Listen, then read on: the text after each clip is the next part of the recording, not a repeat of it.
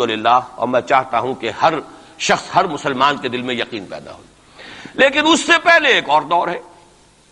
وہ دور ہے کہ جس کو ہمارے اس زمانے میں آ کر دو طبقوں نے اس کے بارے میں اتنی غلط فہمیاں پیدا کی ہیں، اور اکثر ہمارے پڑھے لکھے بزوں میں خیش راسخ العقیدہ مسلمانوں کے اندر بھی دلوں میں نقب لگی ہوئی ہے. سمجھتے ہیں کہ ہم تو قادیانی نہیں ہیں، سمجھتے ہیں کہ ہم تو منکر حدیث نہیں ہیں، لیکن ان حدیثوں پر ان کا یقین نہیں ہے. حالانکہ یہ بخاری شریف کی روایات ہیں، حالانکہ یہ مسلم شریف کی روایات ہیں کہ اس سے پہلے ایک دور آنا ہے، مسلمانوں پر سخت عذاب کا دور آنا ہے. اور یہ عذاب جو ہے شدید ترین عذاب، اس کی جو سب سے اہم شخصیت ہے المسیح الدجال، یہودیوں کے ہاتھوں آئے گا. اور یہودیوں میں ایک شخص پیدا ہوگا، کھڑا ہوگا، جو مسیح ہونے کا دعویٰ کرے گا. المسیح الدجال، دجال کہتے ہیں فریبی کو، دجل فریب کو کہتے ہیں، جو فریب سے اپنے آپ کو مسیح کہلوائے گا کہ میں مسیح ہوں. اس کی وجہ کیا ہے کہ یہودیوں کے ہاں یہ روایت موجود تھی کہ ہمارا ایک سیویئر آئے گا، ہمارا ایک نجات دہندہ آئے گا، جو ہمیں پھر دنیا کے اندر غلبہ دلوائے گا، اور ہماری جو پرومسڈ لینڈ ہے وہ پوری کی پوری ہمیں دلوا دے گا. وہ جو گریٹر اسرائیل کا نقشہ انہوں نے بنا رکھا ہے، یہ ان کے پرومسڈ لینڈ ہے، خوابوں کی سرزمین ہے. اچھا، وہ تو حضرت مسیح آئے تھے علیہ الصلوۃ والسلام، وہ تو آ گئے، انہوں نے مانا نہیں. جب مانا نہیں، انہیں تو مرتد قرار دیا، جادوگر قرار دیا، بازیگر قرار دیا، واجب القتل قرار دیا، اور اپنے بس پڑتے تو سولی پر چڑھائی دیا. وہ تو اللہ نے جو کیا وہ ایک علیحدہ مسئلہ ہے. اب وہ جگہ تو خالی ہے، جو آپ کہتے ہیں نا کہ کوئی ویکینسی ہے موجود، پوزیشن از ویکنٹ. ابھی وہ منتظر ہیں ایک مسیحا کے کہ ہمارا اصل مسیح آنے والا ہے. وہ ان کا کوئی لیڈر کھڑا ہوگا جو اس دعوے کے ساتھ کھڑا ہوگا کہ اب میں اس مہم کو شروع کرتا ہوں کہ جس سے وہ جو گریٹر اسرائیل ہے، پوری عظیم تر اسرائیل وجود میں لاؤں گا. دیر کیا لگتی ہے، کوئی وزیر اعظم جو بھی ہو اسرائیل کا کھڑا ہو جائے ڈٹ کر کہ ٹھیک ہے وی ڈکلیئر وار، اور ہم تو یہ علاقے اب لے کر رہیں گے. جس کو کہ اس نے بھی کہا ہے، یہ جو اس وقت ہے ریبین جو ہے، اس کے بارے میں خیال یہ ہوا تھا کہ جب یہ وزیر اعظم بنا اسرائیل کا کہ یہ بڑا ماڈریٹ ہے، بہت ایسا ہے ویسا ہے، اور اس نے وہ امریکن سے اپنا وہ 10 بلین کا جو لون لینا چاہتے تھے اس کو اوکے کرانے کے لیے کچھ دنوں کے لیے نئی سیٹلمنٹس کی تعمیر کا کام بھی سسپینڈ کر دیا. تو بڑی امیدیں ہو گئیں، چلو جی ایک پروسیس آف جو پیس ٹاکس شروع ہو جائیں اور یہ ہو جائے. لیکن سب ثابت ہو چکا ہے. اسی زمانے میں وہ گیا اپنے فوجی ہیڈ کوارٹر میں، اور جا کر وہاں پہ اپنے فوجی آفیسرز کی وہ جو اب لوگوں میں تشویش ہو گئی ہوگی کہ ہم کس خواب کو دیکھ رہے ہیں اور یہ شخص کدھر چلنے لگ گیا ہے، تو جا کر کہا، اور رپورٹ ہوئی ہے خبر. اس نے کہا یہ نہ سمجھو کہ گریٹر اسرائیل کو میں نے چھوڑ دیا ہے، اس کا نقشہ تو میرے دل پر کندہ ہے، اور میں منتظر ہوں وہ وقت آئے کہ ہم وہ گریٹر اسرائیل قائم کریں. کوئی شخص کھڑا ہو جائے گا، اس کے لیے وہ ڈکلیئر کر دے گا، کوئی شکلیں اور کوئی سچویشن ہو سکتی ہے. اور اس اعتبار سے نوٹ کیجئے کہ یہ بابری مسجد کی شہادت کے بارے میں یہ صحیح بات کہی جا رہی ہے کہ یہ در حقیقت ایک فیلر ہے ہنود اور یہود کے جو گٹھ جوڑ ہے. یہ میں آپ کو پہلے بتا چکا ہوں کہ یہ جو وہاں کا ہندو فنڈامنٹلسٹ ہے ہندوستان کا، باقاعدہ وفد گئے اسپین، یہ معلوم کرنے کے لیے کہ اسپین میں مسلمانوں کو جو ایکسٹرمینیٹ کیا تھا کس طریقے سے کیا تھا. باقاعدہ یہ تو ریسرچ کرتے ہیں، محنتیں کرتے ہیں، اور بہت ہی مستقل مزاجی کے ساتھ کام کرتے ہیں. انہوں نے تو باقاعدہ اس کا بھی جائزہ لیا ہوا ہے. پھر اسرائیل کے ساتھ جو ہم کے کانٹیکٹ ہو رہے ہیں، اور ابھی جو اسرائیل کا وزیر اعظم وہاں پہ آنے والا تھا، وہ وزیر خارجہ غالباً کسی وجہ سے ابھی جو صورت ہو گئی ہے اس کو ملتوی کیا ہے. تو یہ در حقیقت یہ دیکھنا ہے کہ مسلمانوں کے اندر جان ہے تو کتنی. یہ فیلرز پھینکے جایا کرتے ہیں، اندازہ ہو جائے کتنا ری ایکشن ہے. وہ ری ایکشن جتنا کچھ تھا ہو لیا. اور ہمارا ری ایکشن ہونا کیا ہے؟ اس سے پہلے جب مسجد اقصیٰ کے ساتھ جو بھی بے حرمتی ہوئی اور جب یروشلم گیا ہے، کتنا کوئی رونا پیٹنا ایک دفعہ تو پورے عالم اسلام میں ہو گیا تھا. اب کہاں ہے وہ رونا پیٹنا؟ اب تو ریکنسائل کیے بیٹھے.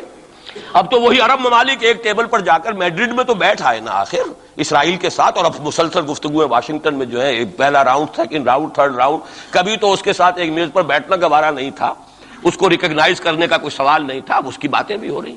تو معلوم ہوتا ہے کہ یہ سارے جو ہیں حالات، یہ کوئی ایسی باتیں نہیں ہیں، کوئی فیری ٹیلز ہوں، یہ کوئی پریوں کی کہانیاں ہوں جو آنے والی ہیں کیسے ہم مان لیں. یہ صحیح عقیدہ اسلامی ہے. از روئے احادیث حضرت مسیح علیہ السلام زندہ آسمان پر اٹھائے گئے، اور وہی حضرت مسیح علیہ السلام دوبارہ آئیں گے، اور یہودیوں کا آخری قلع قمع انہی کے ہاتھوں ہوگا.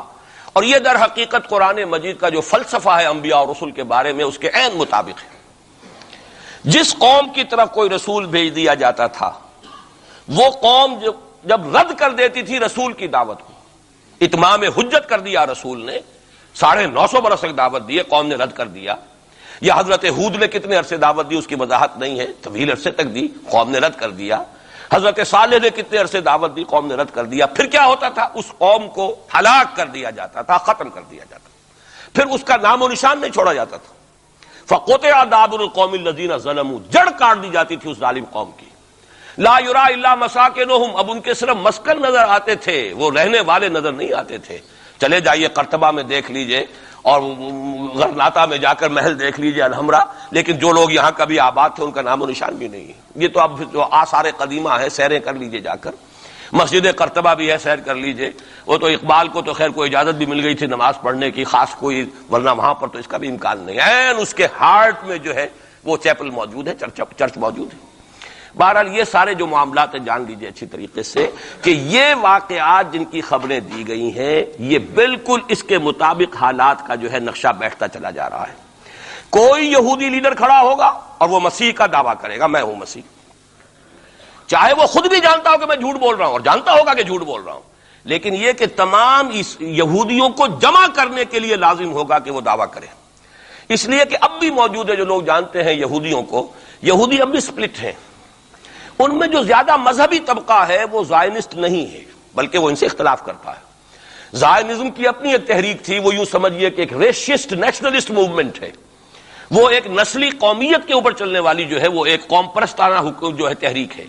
جو مذہبی طبقہ ہے، جو یہودی داڑیاں رکھتے ہیں اور جو لمبے لمبے بال رکھتے ہیں اور کالی ٹوپیاں پہنتے ہیں اور لمبی شیروانی اور ٹائپ جو ہے ان کے لانگ کوٹس ہوتے ہیں، اور یہ وہاں مینہٹن میں بڑے نظر آتے ہیں گھومتے ہوئے اور بہت سرمایہ دار ہیں، اسی لیے نیو یارک کو جو یارک کہا جاتا ہے، وہ یہودی جو ہے وہ ان میں بڑا طبقہ بھی موجود ہے کہ جو اس زائنزم کو اور اسرائیل کو تسلیم نہیں کر رہا۔ تو ظاہر بات ہے کہ ان کے لیے ضرورت ہوگی کہ کوئی مذہبی اپیل آئے، منتظر تو وہ بھی ہے مسیح کے، اب آنا تو نہیں ہے، وہ مسیح جو آئے گا وہ تو آئے گا ان کی ہلاکت کے لیے، اس سے پہلے کوئی کھڑا ہوگا اور اس کو پھر یہ مذہبی یہودی بھی مان لیں گے۔ نتیجہ یہ ہوگا کہ جو بھی پوری دنیا کا یہودی ہے وہ اس ایک علاقے میں آ جائے گا اور وہ اپنے اس گریٹر اسرائیل کے لیے پھر جو وہاں پر جنگ کی بھٹی دہکے گی۔ یہ کتاب الملاحم، اکثر جو حدیث کی کتابیں ان کے آخر میں آ کے کتاب الملاحم کا باب ہے علیحدہ علیحدہ، جس میں کہ اس دور کی خبروں کا جو ہے حضور نے پوری پیشن گوئیاں کی ہیں کہ یہ کچھ ہونا ہے۔ جہاں تک المسیح الدجال کا تعلق ہے اس کے بارے میں تو الفاظ یہ ہیں کہ کوئی نبی اللہ کا ایسا نہیں گزرا کہ جس نے مسیح الدجال کی فتنے سے خود پناہ طلب نہ کی ہو اللہ کی۔ خود حضور کی جو دعائیں ہیں معصورہ اس میں ہے وَأَعُوذُ بِكَ مِن فِتْنَةِ الْمَسِيحِ الدَّجَّالِ، اے اللہ میں تیری پناہ طلب کرتا ہوں فتنت مسیح الدجال سے۔ وہ فتنہ اب سر پر آیا ہوا ہے، یہ چند سالوں کی بات ہے، اور اکثر و بیشتر کچھ اور حوالوں سے بھی، وہ نوسٹروڈیمس کے حوالے سے ہو یا کسی اور کے حوالے سے ہو، پیشین گوئیاں وغیرہ، دنیا میں اس وقت پوری اس فضا کے اندر جو مذہبی فضا ہے یورپ کی وہ بھی بہت پریگننٹ ہے اس حوالے سے کہ یہ پیشین گوئیاں اور اس طرح کی خبریں اور اس طرح کی آمد۔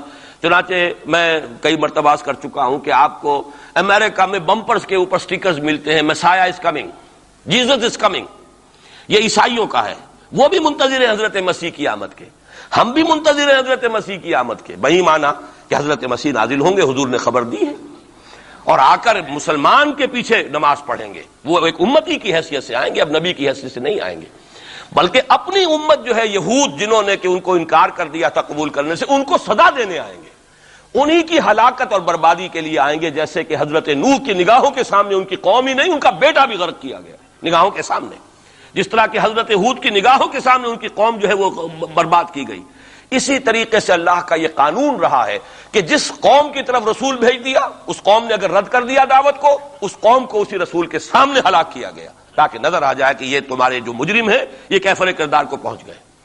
یہ ہے معاملہ کہ جو یہودیوں کے ساتھ بعد میں پیش آنا ہے، اس کے بعد تو پھر وہ اسلام کے غلبے کا دور آ جائے گا، لیکن اس سے پہلے مسلمانوں پر شدید ترین عذاب کا دور آ رہا ہے، اور یہ خبریں جو ہیں یہ بھی احادیث میں۔ اسی لیے میں نے کہا تھا کہ موجودہ حالات اور امیڈیٹ فیوچر بہت ڈارک ہے، بہت گلومی ہے مسلمانوں کے لیے۔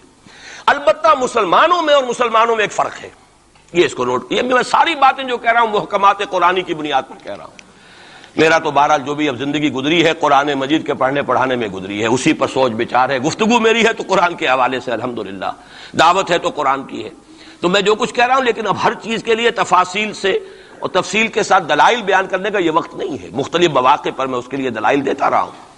لیکن نوٹ کر لیجئے، میں نے اسی مسجد میں ایک دفعہ ہیومن جیوگرافی کا لفظ استعمال کیا تھا کہ یہ جو تاریخ انسانی ایک جغرافیہ بھی ہے، تقریباً 600 کروڑ دنیا میں اس وقت حضرت آدم کی نسل آباد ہے، ان میں سے 1/5 1 ارب سے زائد ہے، 120 کروڑ کے لگ بھگ ہیں مسلمان، ان سے دگنے ہیں عیسائی حضرت مسیح علیہ السلام کے نام لیوا، باقی جو ہے وہ پھر بقیہ ہیں، ہندو ہیں، بدھ ہیں، یہ ہیں وہ ہیں، لیکن یہ سمجھ لیجئے کہ یہ ہے ہمارا اس وقت ہیومن جیوگرافی کا ایک معاملہ۔ یہ جو 120 کروڑ کے قریب مسلمان ہے، کلمہ گو ہے، محمد کا امتی ہے صلی اللہ علیہ وسلم، اب اس کے 2 حصے کر لیجئے۔ 20 کروڑ کے لگ بھگ ہے عرب، اور عرب سے مراد ہے جن کی اس وقت مادری زبان عربی ہے، جو عربی بولتے ہیں، عربی سمجھتے ہیں، عربی ان کی زبان، نسلاً سب کے سب عرب نہیں ہیں، ان میں بربر بھی ہیں، شمالی افریقہ کے بربر ہیں نسلی طور پر، لیکن یہ کہ جب مسلمان وہاں غالب آ گئے ان کی زبان ہی ختم ہو گئی، تہذیب بھی ختم ہو گئی، وہ بالکل پورے عربائزڈ ہو گئے، یہاں تک کہ سوڈانی پورے عربائزڈ ہیں، ان کی عربی زبان ہے، عربی بولتے ہیں۔ تو یہ سب کے سب جو اس وقت میں عرب جو کہہ رہا ہوں وہ در حقیقت عرب جو کہ عربی بولنے والے عرب ہیں، اور دوسرے جو ہے نان عرب وہ تقریباً 100 کروڑ ہیں، اور اس میں بھی نوٹ کر لیجئے ان میں سے لگ بھگ 40 کروڑ سب کانٹیننٹ میں آباد ہے، سب کانٹیننٹ پاکستان، بھارت اور بنگلہ دیش، 40 کروڑ، کتنی بڑی تعداد ہے امت مسلمہ کا 1/3۔ اگر ٹوٹل 120 کروڑ ہے تو ٹوٹل کا 1/3 جو ہے وہ ان 3 ملکوں کے اندر ہے جو کبھی ایک ہندوستان ہوتا تھا، اسی لیے میں اس کے لیے لفظ استعمال کرتا ہوں بر عظیم پاک و ہند، اس میں 40 کروڑ کے قریب مسلمان۔ بہرحال اس میں جو تقسیم ہے ازرو قرآن وہ 2 کی ہے، امیین اور آخرین، یہ قرآن کی اصطلاحات ہیں سورہ جمعہ میں، هو الذی بعث فی الامیین رسولا منہم، ایک امیین ہیں جن میں سے خود حضور تھے، عرب، آپ کی زبان عربی، اور انہی کی زبان میں قرآن نازل ہوا، نوع انسان را پیام آخری حاملہ رحمت للعالمین، وَكَذَلِكَ أَنزَلْنَاهُ قُرْآنًا عَرَبِيًّا لَعَلَّكُمْ تَعْقِلُونَ، لَعَلَّكُمْ تَعْقِلُونَ میں تو مخاطب نہیں ہوں، میری زبان تو عربی نہیں ہے، لَعَلَّكُمْ تَعْقِلُونَ میں کون مخاطب ہے؟ وہ جن کی زبان عربی ہے۔ ان لوگوں کو اللہ نے رتبہ زیادہ دیا، فضیلت دی، اس سے بڑی فضیلت کیا ہوگی؟ حضور انہی میں سے ہیں صلی اللہ علیہ وسلم، منہم هو الذی بعث فی الامیین رسولا منہم، انہی میں سے۔ پھر یہ کہ ان کی زبان میں اللہ نے اپنا کلام نازل کیا، فضیلت بھی بڑی ہوئی، لیکن فضیلت جہاں بڑی ہوتی ہے ذمہ داری بھی زیادہ بڑی ہوتی ہے، اور زیادہ بڑی ذمہ داری والا آدمی کوتاہی کرتا تو سزا بھی زیادہ بڑی ہوتی ہے۔ تینوں چیزیں جو ہے لازم و ملزوم ہیں، جن کے درجے ہیں سوا، ان کی سوا مشکل ہے، درجہ سوا ہے، بلند ہے، ذمہ داری بھی زیادہ ہے، کوتاہی ہوگی تو سزا کی بھی زیادہ مستحق ہو گئے۔ اس کا مصداق ہے عالم عرب، خاص طور پر وہ جو اصل عرب ہے پرانے، لیکن طبعاً چاہے وہ غیر عرب تھے لیکن عربی زبان اب ان کی مادری زبان ہو چکی ہے، وہ بھی اس میں شامل ہوں گے۔ ان پر اصل سزا کا دور ان پر آنا ہے، اور ایک عجیب بات ہے، انہی پر اصلاً ایک سزا کا دور پہلے بھی آیا تھا، یہ سیکنڈ ٹائم ہے، جیسے کہ بنی اسرائیل کے بارے میں آیا ہے، وَقَضَيْنَا إِلَىٰ بَنِي إِسْرَائِيلَ فِي الْكِتَابِ لَتُفْسِدُنَّ فِي الْأَرْضِ مَرَّتَيْنِ وَلَتَعْلُنَّ عُلُوًّا كَبِيرًا، بنی اسرائیل کے لیے بھی ہم نے طے کر دیا تھا کہ 2 مرتبہ تم 2 سرکشی کرو گے اور ہمارے عذاب کے کوڑے تمہاری پیٹھ پر برسیں گے۔ یہی معاملہ بنی اسماعیل کا ہے، پہلا دور ان پر آیا تھا کب؟ آج سے 750 برس قبل، کروڑوں قتل کروائے تاتاریوں کے ہاتھوں،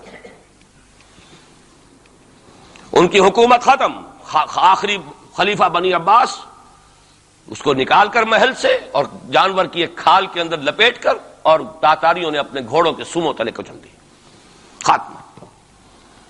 اور پھر انہی تاتاریوں کو اسلام کی توفیق دے دی، اسلام کا جھنڈا ان کے ہاتھ میں تھما دیا ہے، آیا فتنہ تاتار کے افسانے سے پاسماں مل گئے کعبے کو صنم خانے سے۔ اس کے بعد کچھ عرصے رہا معاملہ ہسپانیہ میں عربوں کا، آج سے 500 برس قبل وہ بھی خاتمہ ہوا۔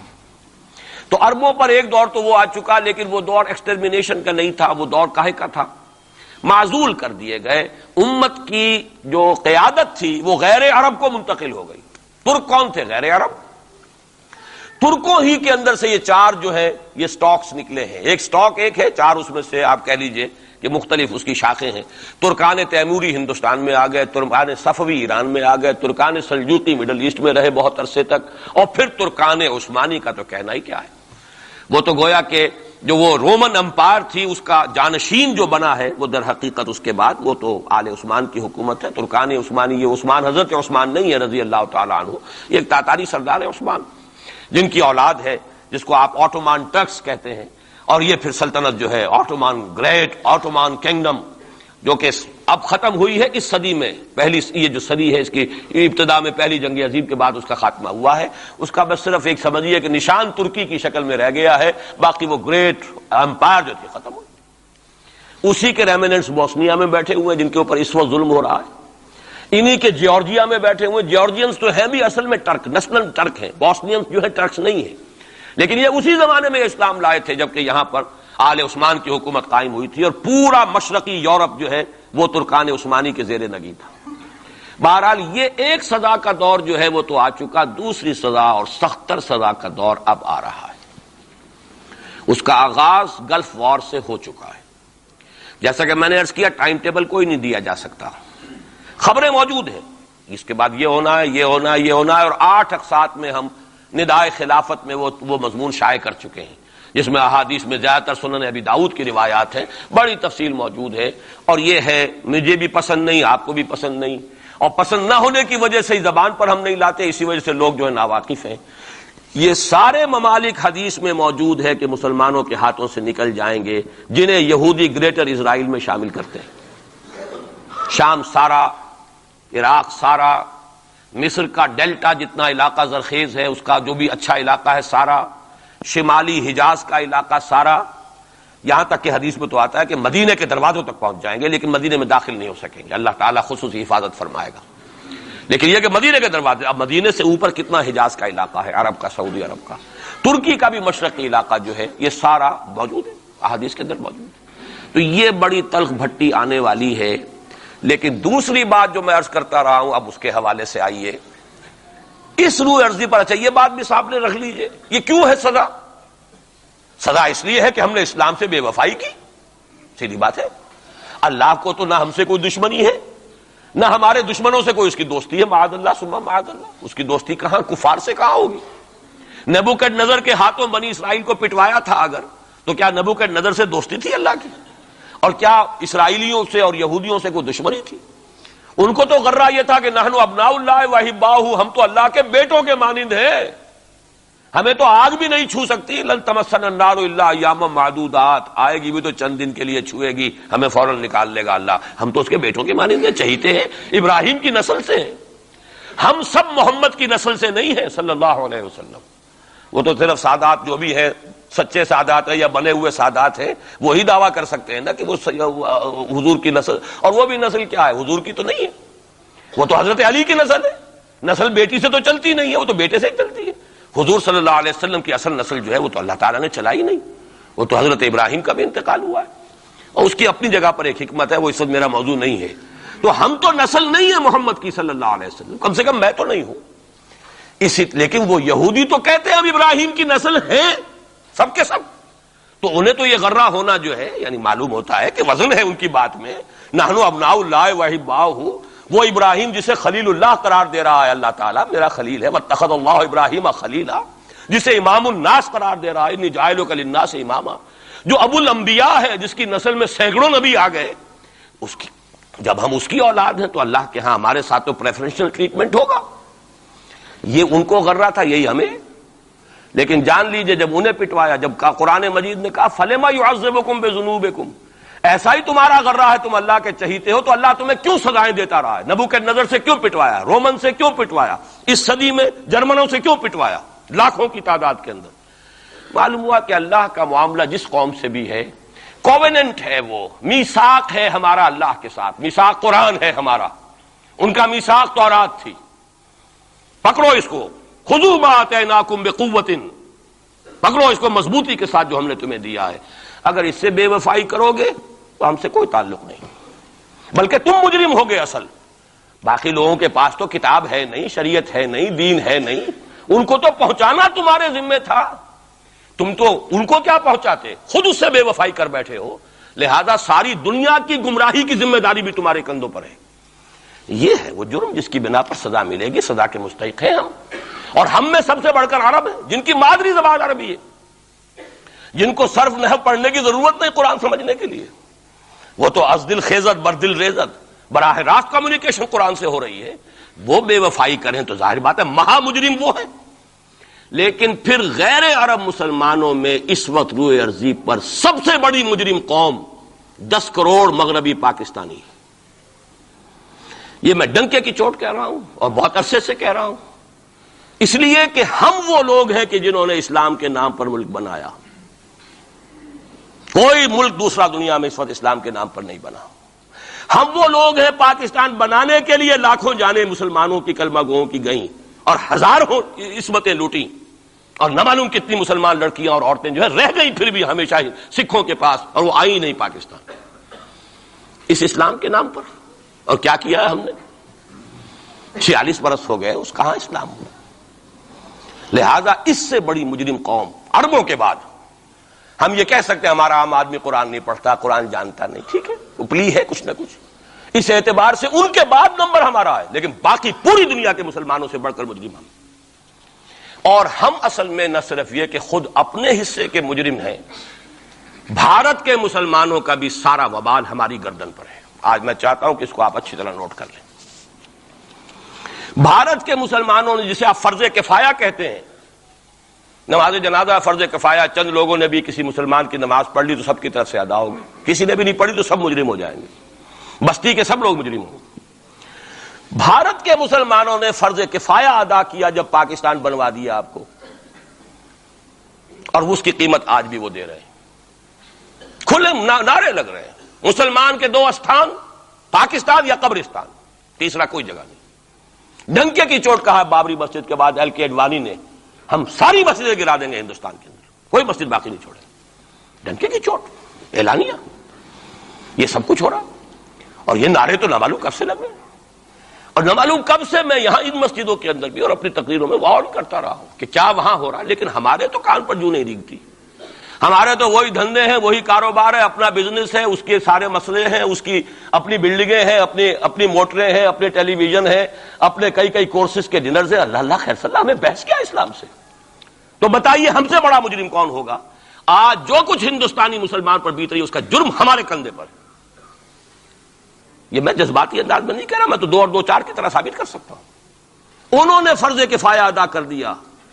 اور اس وقت یاد کیجئے مولانا ابوالکلام آزاد، مولانا مدنی، جمعیت علماء ہند کے علماء اپنے تقدس اور اپنے تدین اور اپنے تقوی کے اعتبار سے انکویسچنیبل، کوئی شک و شبہ نہیں ہو سکتا ان کی نیت پر اور ان کے تقوی پر اور کردار پر. انہوں نے کیا کہا تھا؟ یہی کہا تھا کہ یہ پاکستان بنا کر تم مسلمانان ہند کو 3 حصوں میں تقسیم کر دو گے. 3 میں کہا تھا، 2 میں نہیں، 3 میں. حالانکہ بظاہر تو ایک پاکستان بن رہا تھا نا، لیکن یہ مولانا ابوالکلام آزاد کے الفاظ تھے کہ 25 برس سے زیادہ یہ 2 خطے یکجا نہیں رہ سکتے. اور 25 برس کیا، 24.25 برس میں ٹوٹ گیا پاکستان. 25 برس پورے نہیں ہوئے، اور ان کے الفاظ تھے یہ کہ 25 برس سے زائد جمع نہیں رہ سکتے. 24.25 برس میں ختم ہو گیا. 16 دسمبر 1970 کو پاکستان ختم ہو گیا کہ نہیں ہو 71 کو. بہرحال نوٹ کرنے کی بات ہے. انہوں نے، ہم نے کیا کہا تھا؟ میں بھی مسلم لیگی تھا، میں نے بھی نعرے لگائے، چاہے غیر شعوری دور تھا، ہائی اسکول اسٹوڈنٹ تھا. پاکستان کا مطلب کیا، لا الہ الا اللہ، فلک شگاف نعرے لگائے ہیں. اور نوائے وقت کا پرچہ انتظار کرتے تھے اسٹیشن پر کھڑے ہو کر، حصار ریلوے اسٹیشن کے اوپر، کہ اب گاڑی آئی اور اب نوائے وقت لیا اور پھیل گئے پورے شہر میں اس کو پہنچانے کے لیے. ہم کیا کہا کرتے تھے؟ جی نہیں، 2 طرف سے پاکستان جو ہے مضبوط پاکستان ہوگا. ہندوستان میں کسی ہندو کو جرت ہوگی مسلمان کے لیے کوئی میلی نگاہ سے دیکھنا بھی؟ وہ سارے خواب کہاں گئے؟ وہ تو حرم ہوئے. وہ 2 طرف کا جفا تھا وہ تو ختم ہوا، اس لیے کہ وہ زنبور تو اب رہا ہی نہیں، وہ تو کھل گئی، نوٹ ہی ختم ہوئی وہ مشرقی پاکستان. اور حال یہ ہے کہ آپ کی وزیر اعظم بنگلہ دیش نے یہ بھی پسند نہیں کیا کہ بابری مسجد پر جو بیان تھا وہ نواز شریف صاحب کے ساتھ مشترک بیان دے دیں. یہ اشتراک بھی دنیا کے سامنے نہ آ جائے. کہ مشرقی پاکستان سابقہ اور اس وقت بنگلہ دیش کی وزیر اعظم اور مغربی پاکستان جو اب وٹ ریمینز آف پاکستان کے تحت صرف